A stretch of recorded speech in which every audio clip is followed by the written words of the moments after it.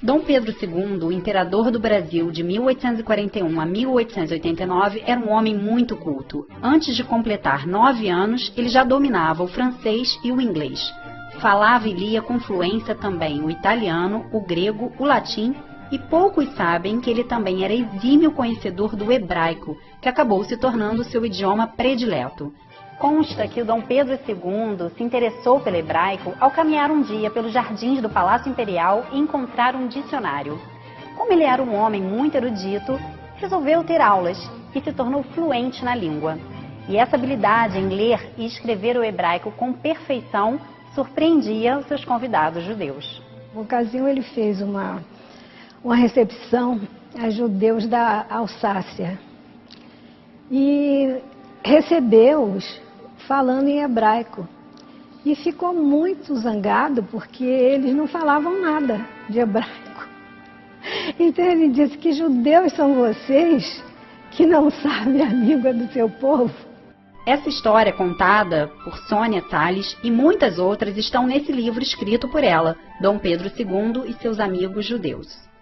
Lá você vai encontrar relatos e trechos de algumas cartas que ele escrevia para judeus do mundo todo e algumas imagens da época.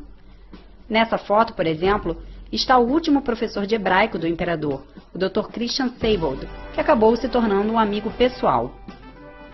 Com o conhecimento do hebraico, Dom Pedro II passou a conhecer mais o judaísmo e acabou fazendo uma viagem à Terra Santa.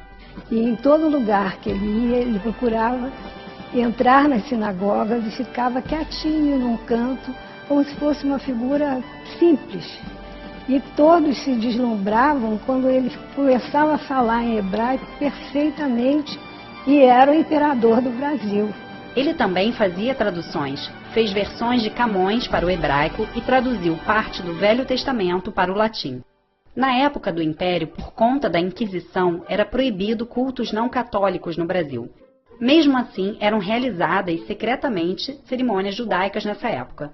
A abertura religiosa começou no governo de Dom Pedro I e mais tarde o seu filho, Dom Pedro II, oficializou o direito de praticar a fé. No dia 28 de janeiro de 1873 foi publicado um decreto reconhecendo oficialmente a existência da entidade União Israelita do Brasil, que originou mais tarde a sinagoga Shel Gemilut Hassadim, hoje localizada em Botafogo. Quando faleceu, o imperador recebeu várias homenagens, uma delas de um rabino francês. Conhecedor a fundo do hebraico, era certamente mais fluente nesta língua que muitos filhos de Israel. Ele não somente amava nossa língua, mas nos amava, elogiava as virtudes de nosso povo e indignava-se com o antissemitismo. Se Dom Pedro II vivesse nos dias de hoje, ele certamente seria um grande defensor do povo judeu.